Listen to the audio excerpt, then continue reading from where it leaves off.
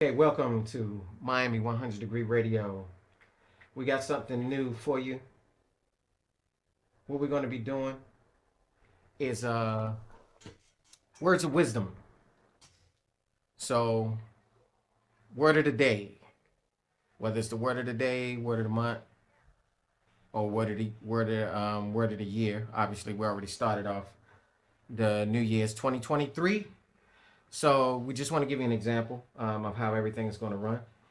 We're going to throw up a wise saying, and in this case, one coming from the Bible.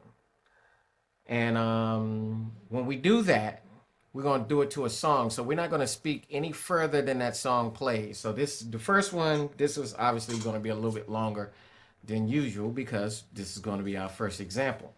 But how it goes is once we start the beat on the intro, any encouragement we say, it has to be within that length of the song. And different songs are different lengths. So some songs are nothing but interludes of 1 minute and something. Other songs are up to 5 minutes long, 4 minutes long, or etc. So this is to start it off, and we're going to let you know how it goes from here.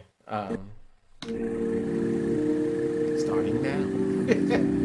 Okay, the word of the day is I'm reading in more understandable texts for those who are not King James versions. Truly I say unto you, whatsoever you bind on earth shall be bound in heaven. Whatsoever you loose on earth shall be loosed in heaven. So the meaning and origin of the scripture is basically calling out things. You're not freestyle calling out. It's about faith. It's absolutely 100% about faith.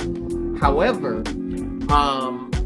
within the faith, you are creating an atmosphere physically first that I'm saying this. Mentally, I'm saying this and I'm going to do this, or this is what I'm about. So you're bringing about that reality of that physical thing first, and you're calling it out to be in the spirit. And the spirit, God's side, which this is his word, and he says basically, whatever you bind on earth shall be bound in heaven. Whatever you loose on earth shall be loose in heaven. So if you bind up a situation, it's not just about you binding something. I know you hear those fanatical people.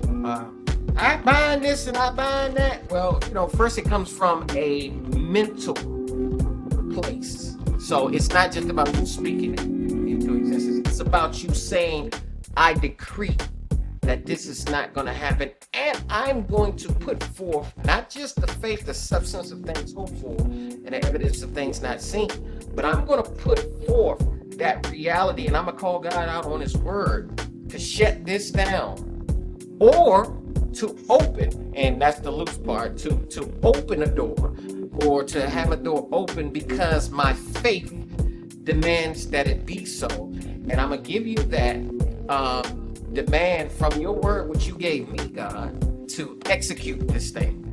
And so it's a step of faith, but it's also a reality that this is what we're about.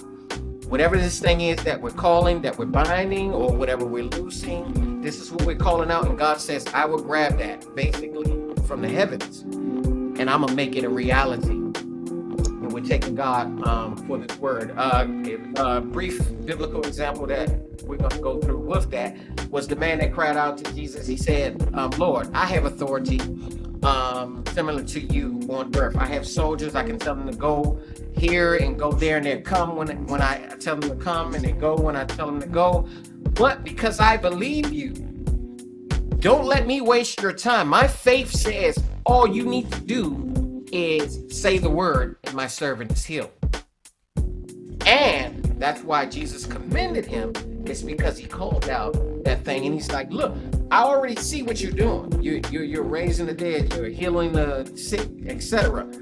I believe you. So all I need you to do is just say the word, and I believe, and my servant will be healed. Now, my servant ain't even here to stand in agreement with me.